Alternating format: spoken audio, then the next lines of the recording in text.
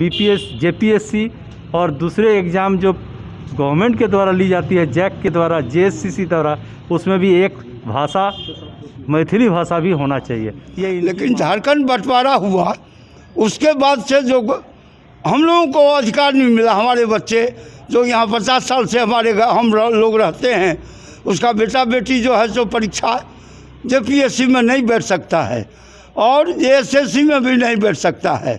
मातृभाषा भाषा को सो मान्यता प्राप्त सरकार दिया है और उसके बाद बाकी भाषा को छोड़ दिया। उड़िया को दिया तो हमको क्यों नहीं मिला? अष्टम सूची में मैथिली भी है, उड़िया भी है, उर्दू भी है, तो हमको क्यों अधिकार से वंचित कर दिया? हमारा एक पीआईएल की गई है। पीआईएल में मुख्य बिंदु यही है कि बिहार राजभाषा 1950 एक्ट 37/50 में मैथिली भाषा रिकॉग्नाइज हुई और बीपीएससी वगैरह जितने भी पब्लिक एग्जामिनेशन है, एक मैथिली भाषा एक भाषा माना जाता है और सब शामिल है।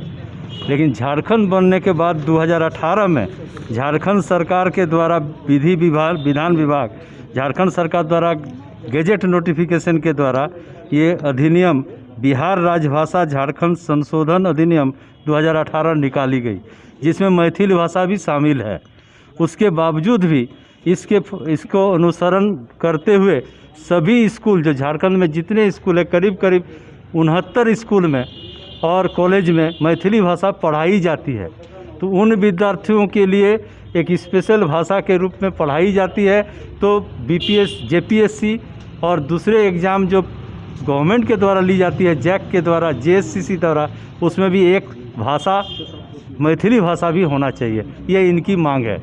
ये राज्यपाल के यहाँ, मुख्यमंत्री के यहाँ सारे जगह लिखने के पश्चात अंत में ये पीआईएल किए हैं। और जो पीआईएल में मुख्य बिंदु है वो पटना उच्च न्यायालय द्वारा पारित एक जजमेंट 2001 वॉल्यूम 1 पीएलजीआर में रिपोर्टेड है। उसमें भी इस बात की संज्ञान ली गई और बीपीएससी में मैथिली भाषा को शामिल की गई।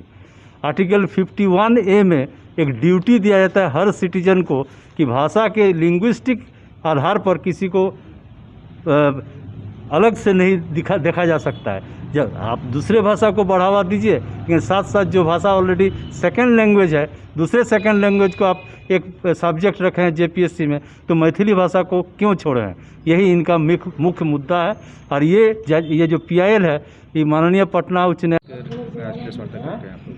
देखिए, विद्यापति स्मारक समिति बहुत दिन से मैथिली भाषा को लेकर के राज्य सरकार को लिखा है, मुख्यमंत्री जी को पत्र दिए, उसके बाद महामहिम राज्यपाल जी को भी दिए। राज्यपाल जी के यहाँ धरना प्रदर्शन किए, उनको मेमोरेंडम दिए। विधानसभा में भूतपूर्व स्पीकर सीपी सिंह जी से ध्यानाकर्षण प्रस्ताव भी मैथिली, भोजपुरी, मगही, अंगिका और भूमिज के लिए ध्यानाकर्षण प्रस्ताव लाए। दीपिका पांडे माननीय विधायक मुख्यमंत्री से प्रश्न भी विधानसभा में पूछे, लेकिन सरकार का नकारात्मक उत्तर मिला।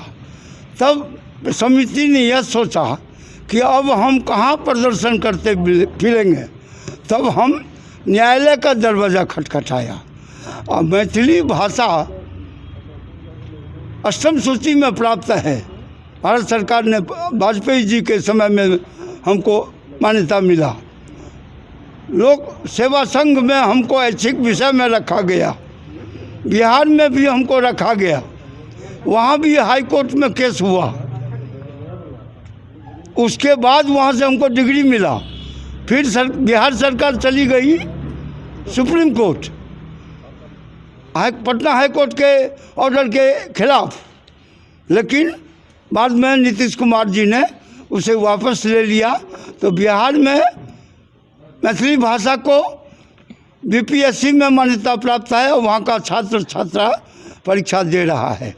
लेकिन झारखंड बंटवारा हुआ उसके बाद से जो हम लोगों को अधिकार नहीं मिला, हमारे बच्चे जो यहाँ 50 साल से हम लोग रहते हैं, उसका बेटा बेटी जो है सो परीक्षा जेपीएससी में नहीं बैठ सकता है और एसएससी में भी नहीं बैठ सकता है।